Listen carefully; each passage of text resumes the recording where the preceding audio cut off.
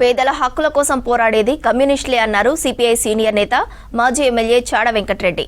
ఆదివాసుల హక్కుల కోసం పోరాడుతున్న మావోయిస్టులను మోదీ ప్రభుత్వం బూటకపు ఎన్కౌంటర్ల పేరుతో కాల్చి చంపుతుందని ఆరోపించారు. మావోయిస్టులు పేద అణగారిన వర్గాల హక్కుల కోసం పోరాడుతున్నారన్నారు. ఎన్డీఏ ప్రభుత్వానికి గుణపాఠం చెప్పాలంటే ఇతర రాజకీయ పార్టీలు ఆధునిక టెక్నాలజీని సమర్థవంతంగా వాడుకోవాలన్నారు. మావోయిస్టులు జనజీవన స్రవంతిలోకి వచ్చి ఆలోచించాలని కోరారు. సిపిఐ శత జయంతి ఉత్సవాల సందర్భంగా రాష్ట్ర వ్యాప్తంగా చేపట్టిన సిపిఐ బస్సు జాత హనుమకొండకు చేరుకుంది. ఆపరేషన్ కగార్ పేరుతో అయితే మీరు సరెండర్ కండి, లేకపోతే మేము చంపేస్తాం, పూటకి ఎన్కౌంటర్ చేస్తామని చెప్పి హెచ్చరిక చేస్తూ ఉన్నారు. ఇలా చూస్తే అనేక మంది ఇప్పటికే నంబూరి కేశవరావుతో సహా అనేక మందిని ఇప్పటికే నక్సలైట్లను ఎన్కౌంటర్ చేశారు. ఈయన ఎడుమ, ఆయన భార్య, ఆయన అందరినీ కూడా కాల్ చంపిన పరిస్థితి ఉంది. మాటికి ఇది బూటకి ఎన్కౌంటరే.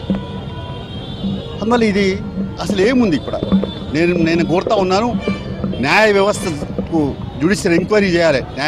న్యాయ విచారణకు ఈ ప్రభుత్వం పూనుకుంటే మంచిది.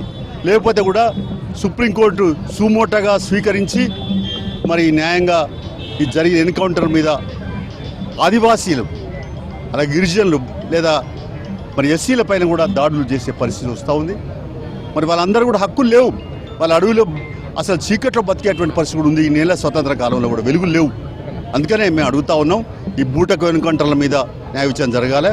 అందుకని ఇప్పుడు ఈ నక్సలైట్ పోయినాక అర్బన్ నక్సలైట్ అర్బన్ నక్సలైట్ ఎవరు అంటే ప్రశ్నించే గొంతుకలు ఎవరు?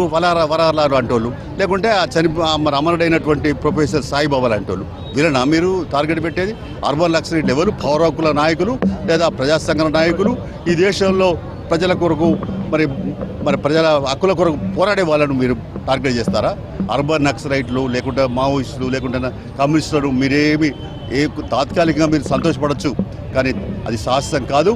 మీకే మరి ముగిసే అంటే మీకు ఏదైతుందో మీ కాలం 3 రోజులు వచ్చినాయి.